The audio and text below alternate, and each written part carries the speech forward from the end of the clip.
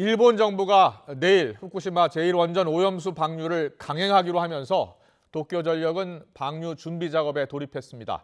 일본 정부는 오염수 방류에 따른 어민 등의 피해를 최소화하려 대책 마련에 부심하고 있습니다. 국제부 연결합니다. 김원배 기자.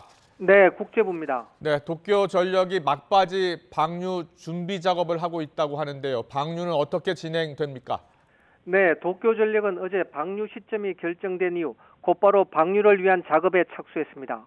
후쿠시마 제1원전이 탱크에 보관하고 있는 오염수는 이달 3일 기준으로 134만 톤인데요. 도쿄전력은 내년 3월까지 바다에 방류할 오염수는 3만 1,200톤으로 예상한다며 이는 오염수 전체 양의 3%에 해당한다고 설명했습니다. 도쿄전력 측은 내일부터 단계적으로 신중하게 방류를 진행하겠다고 말했습니다.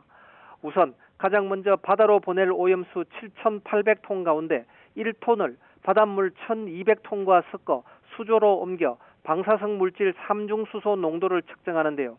측정 결과가 이상이 없는 것으로 오늘 최종 판단되면 내일부터 17일 동안 오염수 7,800톤을 바다에 흘려보냅니다.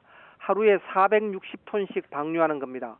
도쿄전력은 원전 폐로가 완료되는 시점이 2051년인 만큼 이때까지 방류를 마무리할 방침이라고 설명했습니다. 일본 현지 어민들, 특히 후쿠시마 현지 주민들의 반발이 큰데요. 일본 정부가 이른바 소문 피해를 최소화하는 데 분주히 움직이고 있다고요? 네, 일본 환경성은 오염수 해양 방류, 바닷속 삼중수소 농도를 정기적으로 측정해 공개하기로 했습니다.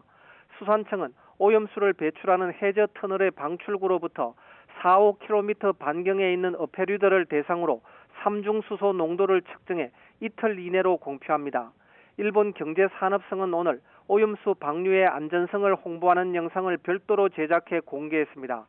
오염수 방류가 인체나 주변 수산물에 아무런 영향이 없다는 내용인데요.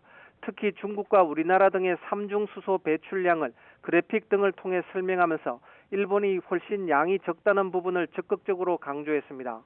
도쿄전력도 오염수 방류에 따른 소문 피해에 대해 오는 10월부터 배상 신청을 받기로 했습니다.